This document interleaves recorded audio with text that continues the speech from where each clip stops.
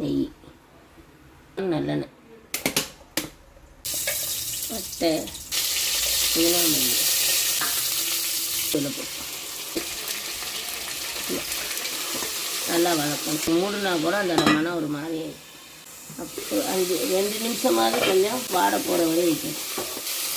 Copy அரிசிக்கு ஒரு கொஞ்சம் கட்டிப்பால் 2.5 குட்டான் தண்ணி ஊற்றணும். காப்பி அரிசிக்கு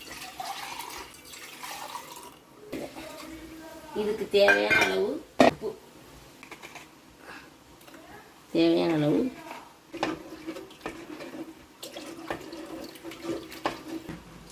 அது பிறகு அரிசியை போட வேண்டியது. நம்ம ரைஸ் குக்கரில் தூக்கி வச்சு வேண்டியது தான் வேலை முடிஞ்சு போச்சு. நெய் சுவிட்சை ஆன் பண்ண வேண்டியது. Ghee rice ready ஆயிடுச்சுமா.